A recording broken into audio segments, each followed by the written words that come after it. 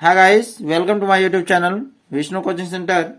प्यारे दोस्तों, आज हम लोग कक्षा 10 गणित 2023 अर्थात जो भी छात्र छात्राएं गणित की तैयारी कर रहे हैं बोर्ड एग्जामिनेशन के लिए, वे लोग इस क्वेश्चन को निश्चित रूप से देखें। परीक्षा के दृष्टिकोण से बहुत ही इंपॉर्टेंट है। जैसे पहला क्वेश्चन है कि पूर्णांकों के निम्न युग्मों के HCF और LCM ज्ञात कीजिए तथा इसकी जांच कीजिए कि दो संख्याओं का गुणनफल बराबर HCF गुणे LCM। अब ध्यान दें, जैसे यहाँ दो संख्याओं का गुणनफल, अब देखिए दो संख्या है, एक 26 है और एक क्या है 91 है। इसका हमको पहले HCF और LCM निकालना है और निकालने के बाद इसका गुणा करने पर इसके मान के दोनों LCF और LCM के गुणा के बराबर आना चाहिए, क्योंकि कह रहा जांच कीजिए कि इतना बराबर इतना। तो सबसे पहली बात, आप इसका LCM निकालेंगे, दो संख्याओं का गुणनफल। तो दो संख्या क्या है, पहले तो इसको लिख लो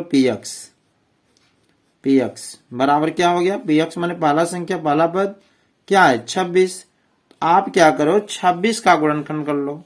तो 26 का गुणनखंड क्या होगा, 2 गुणे 13, कितना हो जाएगा 2 गुणे 13। फिर QX मान लो, दूसरे पद को QX कहते हैं, हमेशा ऐसे मान लिया करना। QX कितना दिया है 91, तो 91 का गुणनखंड कितना हो जाएगा 7 गुणे 13। समझ में आया। आप सबसे पहले जो भी मान दिए रहेंगे उसका गुणनखंड कर लीजिएगा, ठीक। और गुणनखंड करने के बाद यहां लिख दीजिएगा, यानी 2 गुणे 13, 13 दूनी 26 और 13 सत्ते 91 हो गया। अब हम क्या करेंगे, अगर मान लीजिए नहीं निकाल पा रहे तो आप ऐसे LCM निकाल लीजिएगा। जैसे 26 है तो देखिए 2 एक कम 2, 2 3 6, 13 कम 13, वही तो किया गया 2 गुणे 13। समझ में आया। उसी प्रकार जैसे 91 था तो किससे कटेगा 7 से, 7 एक कम 7 और 7 त्रिक 21, 13, 13 कम 13। समझ में आया कि नहीं आया, तो वही किया गया है। अब यहां पे हम HCF निकालेंगे सबसे पहले। क्या HCF का मतलब क्या होता है, याद रखिएगा कि जो भी संख्या है, दो संख्या दी है, इन दोनों में से जो मिल जाए, जिसका जोड़ा बन जाए, जो मिल जाए वह HCF होता है। जो ना मिले उसे छोड़ देंगे। देखो दोनों में क्या मिला 13 और 13, मिल रहा है कि नहीं मिल रहा है, बोलिए। HCF कितना हो गया 13 हो गया, बोलिए यहां तक कोई दिक्कत। अब हमें निकालना है क्या LCM। LCM का मतलब क्या होता है, जो मिले उसे भी लिखना है और जो ना मिले उसे भी लिखना है। तो 13 मिला तो 13 लिखो, आगुड़े क्या 2 का जोड़ा नीचे है, बिल्कुल नहीं है, दोनों में नहीं मिल रहा है, तो 2 को भी लिखो, और 7 का भी जोड़ा नहीं है तो 7 को भी लिखो। LCM का मतलब वो होता है जिसका जोड़ा बन जाए उसे एक बार, और जिसका 9 जोड़ा बने उसको भी हम क्या करेंगे एक एक करके लिख देंगे। तो 2 गुणे 7, इसका भी जोड़ा नहीं है तो मैंने यहां लिख दिया। तो समझ में आया। तो LCM क्या हो जाएगा 13 दूनी 26 और 26 सत्ते 182। समझ में आया। तो हमारा LCM कितना आ गया 182। अब हमको क्या दिखाना था, हमको यही सिद्ध करना था ना। कह रहा है कि जांच कीजिए कि दो संख्याओं का गुणनफल HCF गुणे LCM। तो हमको जांच करना था कि दो संख्याओं का गुणनफल, यही कह रहा है ना। तो आप लिखो LHS, ठीक है। LHS में क्या कर रहा है, दो संख्याओं का गुणनफल। तो LHS बराबर RHS, इन दोनों को हम लेके हल कर लेते हैं। अगर दोनों का मान बराबर आ जाता है तो ये क्या है सत्य है। तो LHS में देखिए क्या दिया है, दो संख्याओं का गुणनफल। तो लिखिए LHS में दो संख्याओं का गुणनफल बराबर RHS में क्या दिया है HCF गुणे LCM। अब दो संख्याओं का गुणनफल, दो संख्या क्या है, एक 26 है और एक क्या है 91 है, ये दिया है ना। तो लिखिए 26 गुणे 91 बराबर HCF का मान देखिए कितना आया है 13, आगुड़े LCM का मान कितना आया है 182। अब आप 26 में क्या करो 91 का गुणा करो।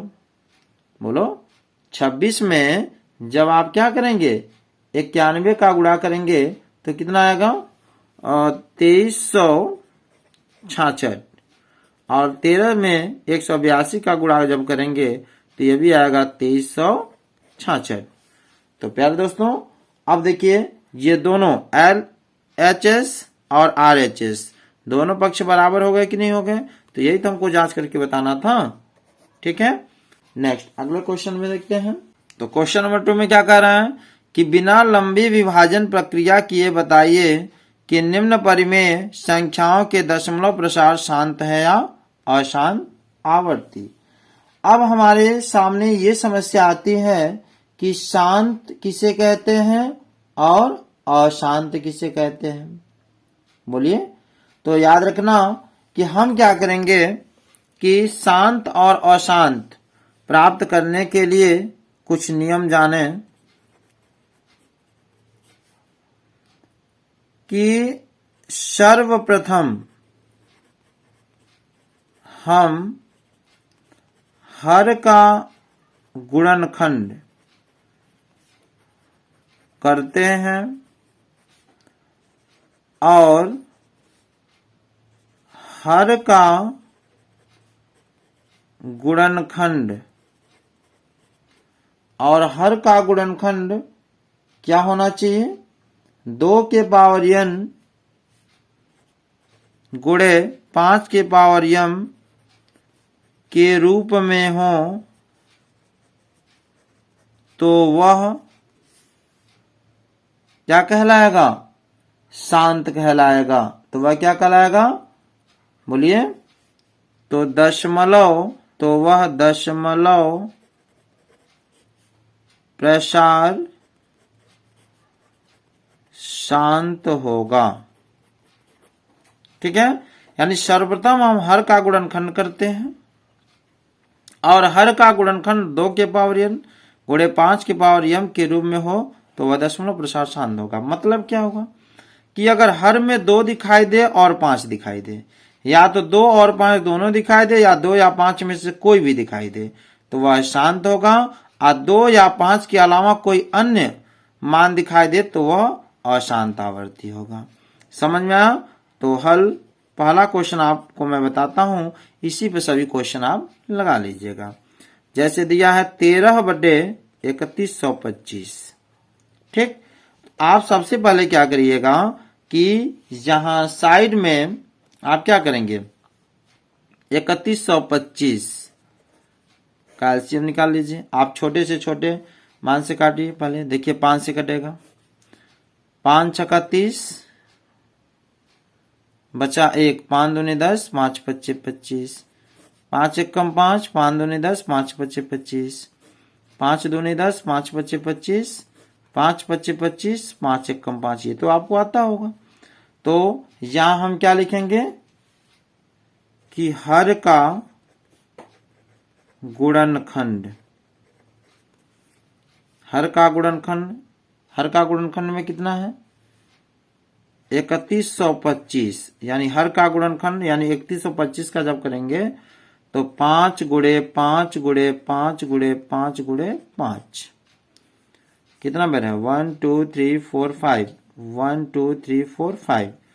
तो इसको हम क्या लिख सकते हैं 5 के पावर कितना 5, यानी 5 के पावर 5 आ गया कि नहीं आ गया। अब ये बताइए किसके रूप में है 2 के पावर n गुणे 5 के पावर m के रूप में है कि नहीं। मैंने क्या बोला कि हर में या तो 5 हो या तो 2 हो, या तो 2 और 5 दोनों हो तो वह शांत कहलाएगा। समझ में आया? तो हम क्या लिखेंगे कि चूंकि हर का गुणनखंड 2 के पावर n गुणे 5 के पावर m के रूप में है, अतः क्या होगा दशमलव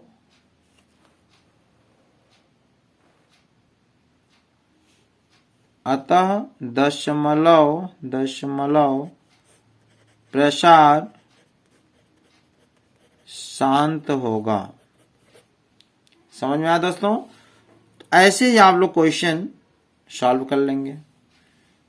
इसका भी जैसे 1250 है हर में, इसका एलसीएम निकाल लीजिएगा। ठीक है, अगर 2 या 5 आ जाए या 2 5 में से कोई एक आ जाए तो शांत हो जाएगा। इसी प्रकार ये भी कर लेंगे। और यहां जरा देखें, इसका जो है इसका चौथा क्वेश्चन जो है एक लाइन में सॉल्व कर लें। यहां देखिए क्या दिया, 129/2 के पावर 2 गुणे 5 के पावर 7 गुणे 7 के पावर 5, यही दिया है ना। देखिए